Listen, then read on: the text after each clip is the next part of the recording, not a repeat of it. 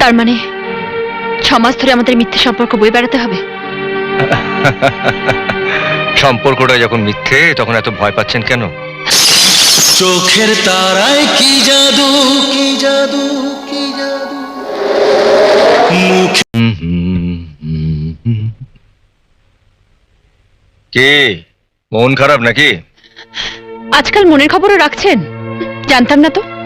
আচ্ছা, আপনি কি কোনো কথা সোজাভাবে বলতে শেখেননি? কি করে শিখবো বলুন? আমার তো কোনো মাস্টার ছিল না। কেউ আমার গাল টিপে কোনোদিনও বলেনি সুইট লিটল নাইটিঙ্গেল।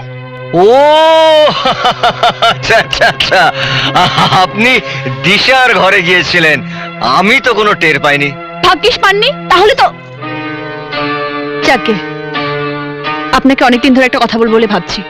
হ্যাঁ বলুন না, বলুন। এই শাখা সিঁদুরের ফাঁসে আমার দম বন্ধ হয়ে আসছে, আমাকে রেহাই দিন। হ্যাঁ, কিন্তু মিনিমাম 6টা মাস তো ওয়েট করতেই হবে। 6 মাস কেন? অঙ্কের হিসেব তো তাই বলে। চানু বসে 30,000 টাকা শোধ করতে হলে আমি যে প্রত্যেক মাসে 5,000 টাকা পাই, তাতে যদি 6 মাসও জমাই, আমি না হয় কোনো টাকা নিলাম না, পুরোটাই আপনার। তার মানে 6 মাস ধরে আমাদের মিথ্যে সম্পর্ক বয়ে বেড়াতে হবে। সম্পর্কটা যখন মিথ্যে তখন এত ভয় পাচ্ছেন কেন? কেন পাচ্ছি? মেয়ে হলে বুঝতে পারতেন।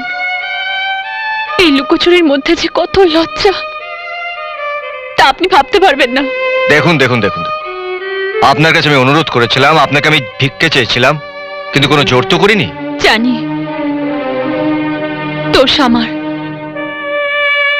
আসলে কি যে হলো তখন আমার, একদিকে চানুর ভয়, অন্যদিকে টাকার চিন্তা।